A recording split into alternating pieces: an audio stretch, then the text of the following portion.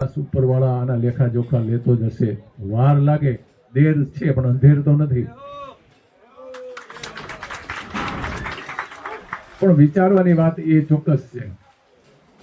સમય, પરિસ્થિતિ, કાળના ચક્ર કાયમને માટે બદલાતું રહે છે.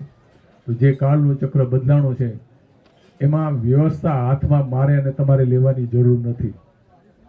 આપણી ફરજ એ આવે છે, વ્યવસ્થા જેના હાથમાં છે એને યોગ્ય દિશાનો નિર્દેશ કરવો અને અમારી ઉપર અવ્યવસ્થા ઊભી થઈ રહી છે એને ધ્યાનમાં દોરવા માટે આપણે સક્રિય અને કાર્યશીલ અને એકતા ઊભી કરવી પડે.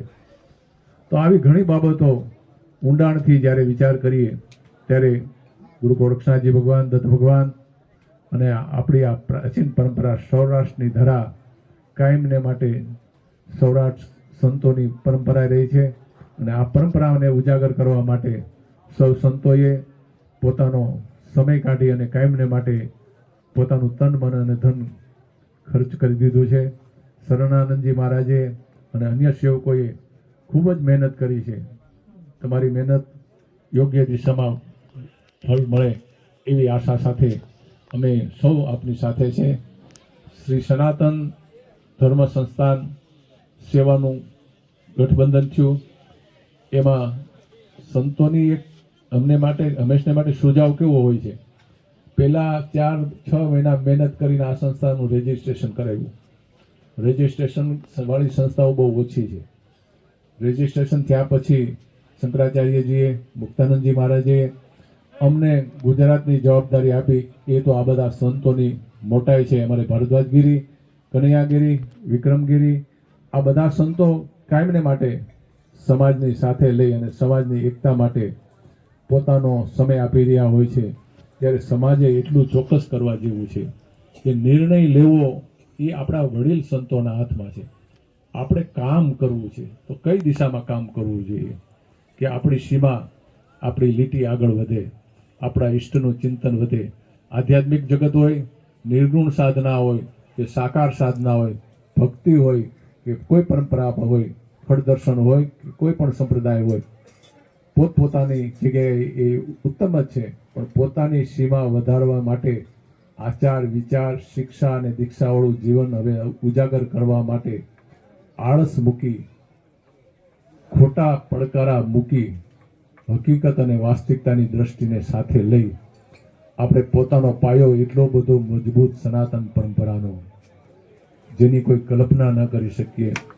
32 વર્ષની ઉંમરે શંકરાચાર્ય મહારાજે ચારે દિશામાં 4 ધામની સ્થાપના કરી.